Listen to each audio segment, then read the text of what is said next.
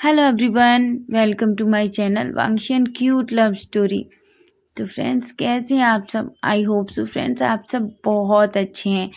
I know friends, मैंने बहुत लंबा ब्रेक ले लिया, लेकिन मैं अब आपके लिए डेली वीडियो अपलोड करूँगी। और हाँ friends, thank you so much मेरी इस स्टोरी को इतना पसंद करने के लिए, आपके उन प्यारे प्यारे कमेंट्स के लिए। और हाँ, मेरा गला थोड़ा ख़राब है, तो साउंड इधर उधर हो तो प्लीज़ थोड़ा मैनेज कीजिएगा। और चलिए, अब हम अपनी स्टोरी पसंद करते हैं। और जो कोई चैनल पर न्यू है तो प्लीज़ चैनल को लाइक, सब्सक्राइब, कमेंट, शेयर ज़रूर करके जाएं। तो चलिए, अब हम अपनी स्टोरी शुरू करते हैं। लास्ट पार्ट में हमने देखा था कि लैन कुरैन विंग और वांगची की मैरिज 1 वीक बाद की फाइनल कर देते हैं, जिसके लिए दोनों फैमिली बहुत अच्छे से एग्री हो जाती हैं। वांगजी तो ये सुन के बहुत खुश हो जाता है, लेकिन विंग विंग ये सुन के पूरा शॉक हो जाता है। लेकिन उसकी कहाँ चलने वाली थी, ये बात उसको बहुत अच्छे से समझ आ गई थी। तभी लैन कुरैन कहते हैं कि कल विंग और वांगजी दोनों शॉपिंग पर जाएंगे। ये सुन के तो विंग पूरा शॉक हो जाता है। वो शॉपिंग करने नहीं जाना चाहता था, लेकिन उसके मॉम डैड के सामने उसकी एक भी नहीं चलती और फाइनली उसे हाँ कहना पड़ता है। पूरी जंग फैमिली वापस अपने मेंशन में आ जाती है। विंग अपनी मॉम की तरफ गुस्से में देखता है। उसकी मॉम कहती है, अब तुम इस तरीके से मुझे क्यों देख रहे हो? तभी वो अपनी मॉम से कहता है, मॉम, मेरी शादी इतनी जल्दी क्यों? आखिर आप अंकल से कह सकती थी ना कि हमारी शादी कुछ दिन बाद भी तो हो सकती है। तभी उसकी मॉम कहती है, विंग, वो तुमसे बहुत प्यार करती हैं पूरी फैमिली। वो चाहते हैं कि जितनी जल्दी तुम उनके घर जाओ उतना अच्छा है। तभी विंग कहता है, मॉम, मेरी स्टडी। तभी उसकी मॉम कहती है, विंग, उन्होंने तुम्हें स्टडी करने से कब रोका है? उन्होंने कहा है ना कि तुम अपनी स्टडी कंटिन्यू कर सकते हो। विंग कहता है, मॉम सीरियसली? तभी मैडम यू को गुस्सा आता है और वो विंग से कहती है, विंग, अब इस टॉपिक पर कोई बहस नहीं होगी, समझे? तुम एक ही बात क्यों करते हो बार बार? हमने कह दिया तुम्हारी 1 वीक बाद शादी होगी तो होगी। विंग को बहुत गुस्सा आता है और वो गुस्से में अपने रूम में जाने लगता है। तभी उसकी मैम कहती है, विंग, मैंने कहा तुम कल जल्दी रेडी हो ना, तुम्हें कल वांगजी के साथ शॉपिंग पर जाना है ना। विंग अपनी मॉम की तरफ देखता है और कहता है, मुझे पता है, आपको ये कहने की ज़रूरत नहीं है। फेमियान तो बेचारे उस माँ बेटे के झगड़े को बस देखे जा रहे थे और उन्हें कुछ भी समझ नहीं आ रहा था कि वो उन दोनों का क्या करें। तभी विंग गुस्से में अपने रूम में चला जाता है। मैडम यू फेमियान की तरफ देखती हैं और कहती हैं, ये लड़का, इस लड़के पर मुझे बिल्कुल ट्रस्ट नहीं है, ये कुछ भी गड़बड़ कर सकता है। तभी फेमियान कहती हैं, यू, तुम इतना क्यों सोच रही हो? वो कुछ भी नहीं करेगा। तभी मैडम यू कहती हैं, तुम सच में, तुम्हें नहीं लगता है कि कुछ भी नहीं करेगा? फेमियान कहते हैं, वो कुछ नहीं करेगा, तुम उस पर बहुत ज़्यादा शक करती हो। मैडम यू गुस्से में फेमियान की तरफ देखते हैं। बेचारे फेमियान तो अपनी नज़रें नीची कर लेते हैं और वहाँ से चुपचाप चले जाते हैं। विंग अपने रूम में जाता है और गुस्से में एक सामान को इधर उधर फेंकने लगता है और कहता है, मेरे मेम डैड, मुझे ऐसा लगता है जैसे कहीं से उठा के लाएं, वो मेरी कोई भी बात नहीं मानते। और गुस्से में अपनी बेड पर लेट जाता है। उधर हम वांगजी को देखते हैं। वांगजी अपने रूम में था और विंग को याद करके उसके चेहरे पर बस स्माइल आ रही थी। वो विंग की उन हरकतों की याद कर रहा था जो उसने की थी। कैसे उसने वांगजी के जूस में वो नमक मिला दिया था, वो सॉल्टी जूस बनाया था और जिसे पीने के बाद विंग अनोइंग फेस बना रहा था। ये सोच सोच के वांगजी के चेहरे पे स्माइल आ रही थी और वांगजी मन मन बहुत खुश हो रहा था। उसे इतना तो पता चल गया था कि वो विंग को बहुत पसंद करने लगा है। वो विंग के बारे में सोचते सोचते कब सो जाता है उसे पता भी नहीं चलता। अब हम नेक्स्ट डे मॉर्निंग का सीन देखते हैं। विंग उठता है, फ्रेशन अप होता है और रेडी होने के बाद नीचे आता है तो वो देखता है ब्रेकफास्ट टेबल पर उसकी मॉम डैड उसका वेट कर रहे थे। वो अपनी मॉम डैड को गुड मॉर्निंग बोलता है और उनके साथ ब्रेकफास्ट करने लगता है। ब्रेकफास्ट फिनिश होने के बाद वो जैसे ही खड़ा होता है तो मैडम यू कहती हैं, विंग, तुम जानते हो ना, आज वांगजी तुम्हें पिकअप करने वाला है, तुम दोनों को शॉपिंग जाना है। जैसे ही विंग वांगजी का नाम सुनता है तो एक अननोइंग फेस बनाता है और कहता है, मॉम मुझे याद है, आप मुझे बार बार उस बात को याद क्यों दिलाती हैं? उसकी मॉम कहती है, विंग कोई गड़बड़ मत करना, समझे तुम? अगर मुझे पता चला कि तुमने कुछ भी गड़बड़ किया तो तुम याद रखना। विंग गुस्से से अपनी मॉम की तरफ देखता है और कहता है, मॉम सीरियसली आपको लगता है कि मैं गड़बड़ करता हूँ? तो उसकी मॉम कहती है, हाँ मुझे लगता है इसीलिए बोल रही हूँ। तभी फेमियन बोलते हैं, यू तुम क्यों उससे इतना परेशान कर रही हो? वो कुछ भी नहीं करेगा, तुम्हें अपने बेटे पर ट्रस्ट करना चाहिए। तभी मैडम यूँ गुस्से में फेमियन की तरफ देखती हैं और बोलती हैं, सच में तुम्हें लगता है तुम्हारे बेटे ने हरकतें नहीं की हैं? मुझे सच बताओ विंग, कल तुमने क्या किया था?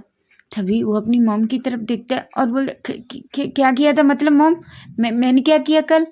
तभी उसकी मॉम बोलती है, वो जूस, मैं जानता हूँ तुमने कुछ ना कुछ गड़बड़ तो की थी इसलिए।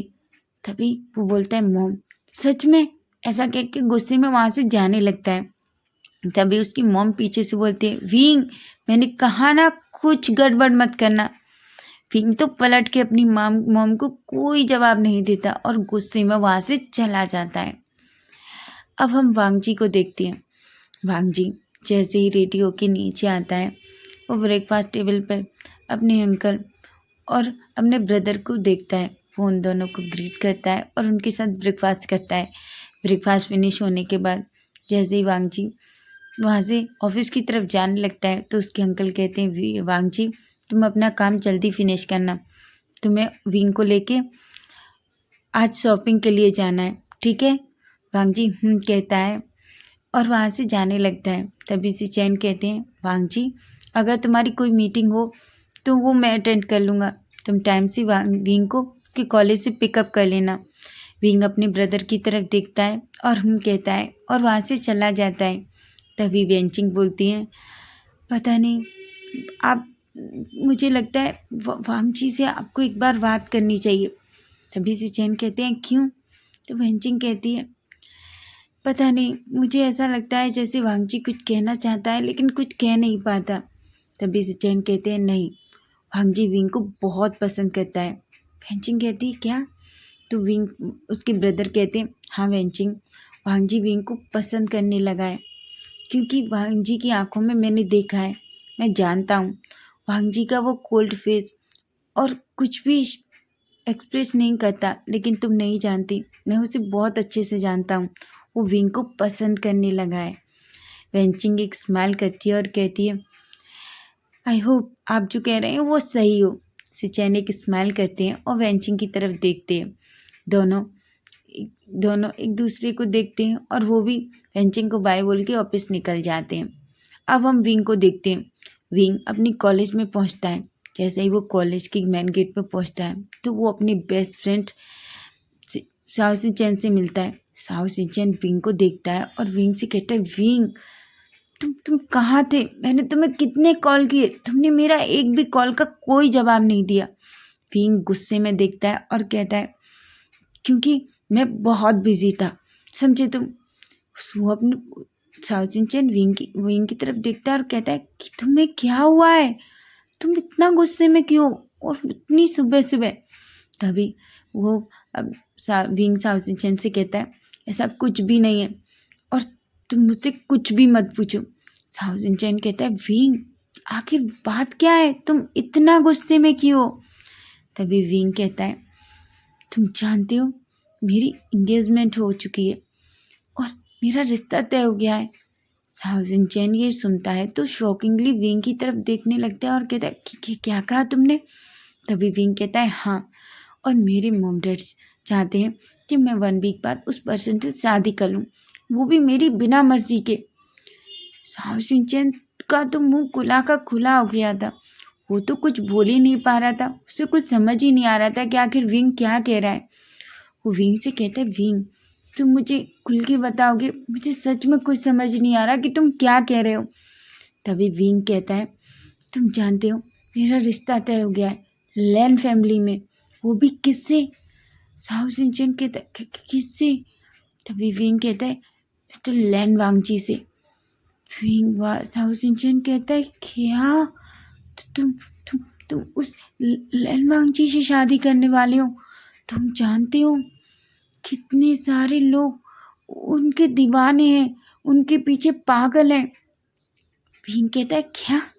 तभी साहु सिंचन कहता है हाँ, तुम जानते हो वो मोस्ट बैचलर अल्फा है, जिसके लिए ओमेगा ही नहीं अल्फा बीटा सभी लोग पागल हैं।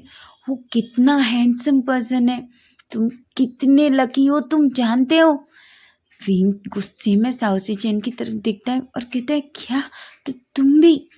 तभी साउसी चैन कहता है मुझे तो बिलीव ही नहीं हो रहा कि तुम उस लैन वांगजी से शादी करने वाले हो।